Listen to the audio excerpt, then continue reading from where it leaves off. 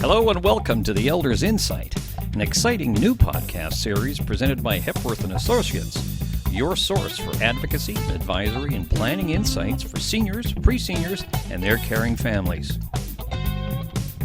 Today's podcast is sponsored by Rotary Dial Media. So let's get started with the show, and we'll join Gary and Jim on location today in Toronto.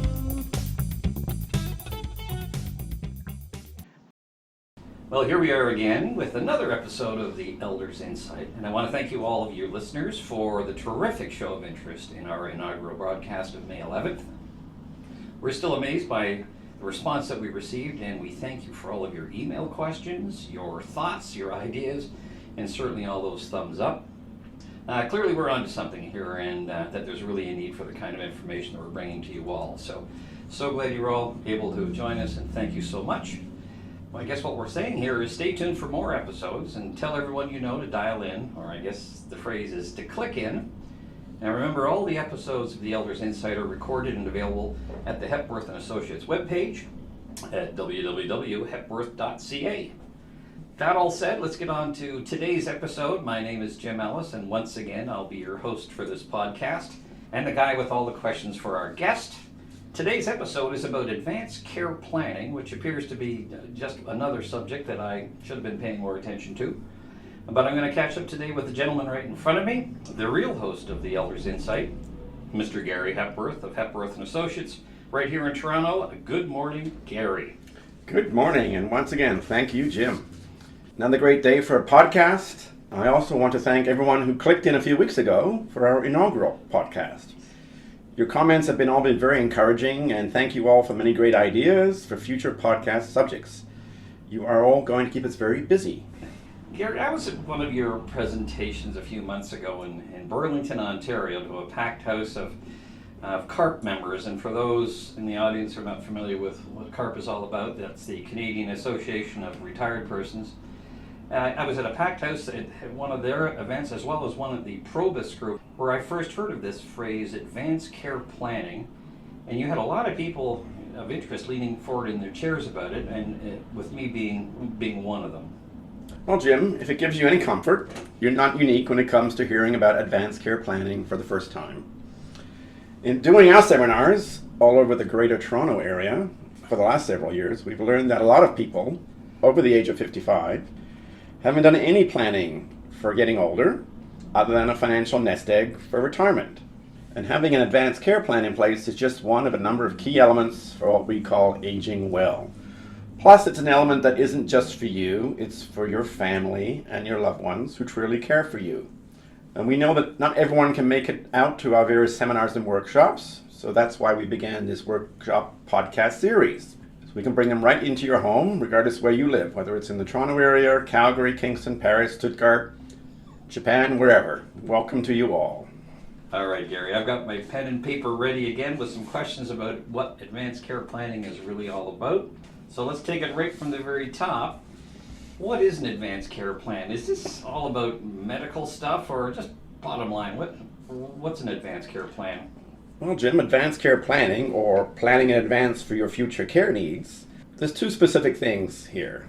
One is thinking about your wishes regarding your care in the future if you become incapable of making decisions for yourself.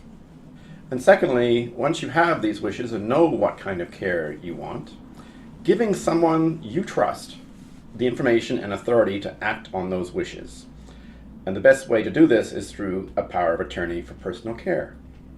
So, again, shame on me for not being more aware of this, but I'm hearing about this for the first time. Why is having a plan so important today? Well, because it allows you to make choices while you can, and therefore provides you peace of mind because you've had the opportunity to decide upon your own wishes, and it makes it easier for family and friends as it reduces their stress when it comes time to make decisions around your health care. And it's also much easier for healthcare providers, doctors, nurses, people who work in hospitals, who will be providing care because they will have an understanding of what your wishes are. So what if I don't have a plan? I I mean, I don't have one right now. What happens to any of us if we don't have an advanced care plan? Well, if we don't have a plan, then the risk is that your wishes may not get carried out. Things may not be done the way you want them to be done. Family and friends are left guessing as to what you want, which can create some conflict. And somebody may be empowered to make decisions for you who you wouldn't necessarily want to make decisions for you. So again, advanced care planning is you're in control while you're able to make decisions, and you can make sure that your wishes are in fact carried out. All right, so this is pretty big stuff. I mean, this can have naturally an effect on myself, potentially on my parents, certainly on my kids. How come I've never really heard about an advanced care plan before? Is this some kind of secret? I wouldn't call it a secret, but generally, many people don't like talking about the future healthcare needs and decisions. Sometimes they think, oh, that's bad, don't want to deal with that right now. But I'm seeing that changing because we're living longer, and people now know that they're going to be living longer than they thought, and they're in a position to control their own healthcare and healthcare needs, and they can then make decisions about specifically end-of-life care and issues like that. These are all very important. All right, so as someone new to this sounds like there's a lot to be considered here. Where's the best place for me to start today, for example? Well, I think thinking about your values and what you believe in. Discussing those values and beliefs with family and friends. They may have some suggestions and things you may want to consider. And then you want to turn these values and beliefs into wishes and decide on a substitute decision maker who is the person that will be empowered to make decisions for you. And again, the best way to make sure that actually does happen is to have a power of attorney drafted, prepared. And I always recommend using a lawyer because you want it written clearly with no room for misinterpretation as to what exactly you require. I guess that's fair enough. What do people tend to forget? Like, again, I'm coming from not even thinking of it, but for those who've been clever enough to have been given this some thought, are there any areas that people tend to forget when it comes to putting their advanced care plan together? I think one thing is that things could change. You could be very healthy at the age of 65 with no medical issues, and 5 years from now you could suddenly develop an illness or disability. There's a great fear of dementia in society right now because it's increasing exponentially.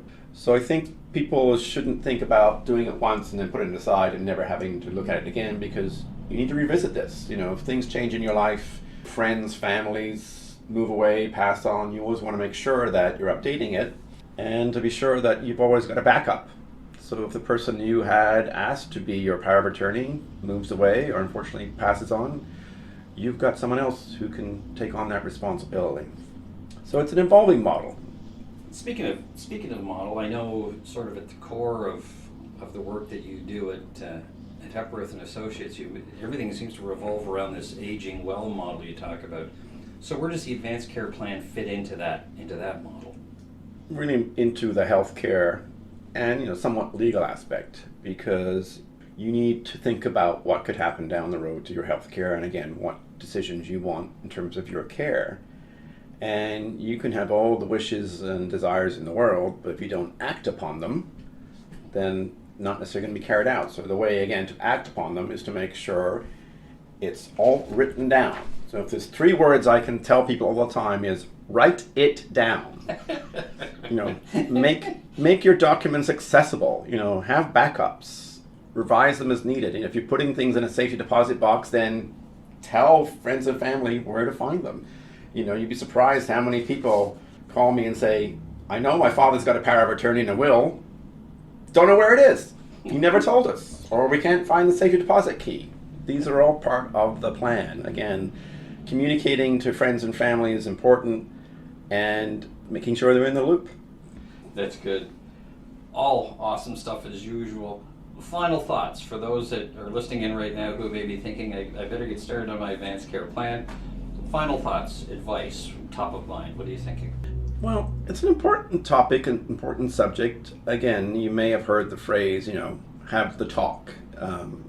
People are encouraged to have the talk with their family and loved ones about future care needs. And I think it's important that we all attempt to do that. And because it will make things a lot easier down the road because you have no idea how many medical professionals will tell you, how many challenges they have in the hospital when the family shows up and they ask, what kind of care decisions does your mother want? And they all turn around and say, no one ever talked to us about this. We have no idea what mother wants. And we're left guessing. And if the son wants something different than the daughter, then you potentially have some conflict on your hands. So in terms of final thoughts, it's, communicating with the family, bringing the family into the picture. You can't do this alone. And there's always, advocates and assistants out there to get professional help if you do require it.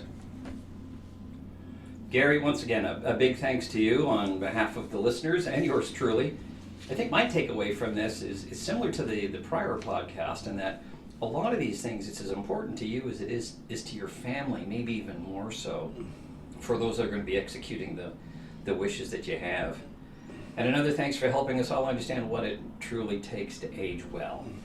My pleasure. This is what the Elders Insight is all about, peace of mind. And a big thanks to today's listeners. I look forward to talking with you all very soon. So, okay, folks, that's a wrap for another podcast. We thank you all for joining us. Stay tuned for more of our podcast as we continue to provide you with those insights for seniors, pre-seniors, and their families, and for aging well. See you then.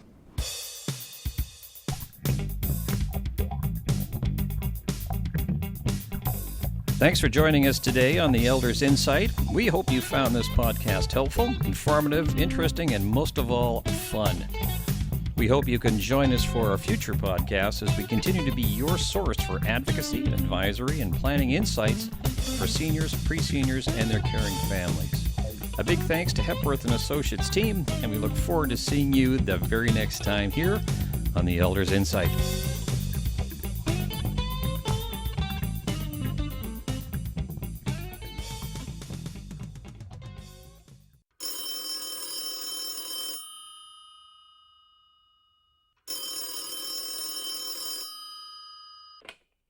It could be me, but I'm starting to feel a little left out of what's all going on today.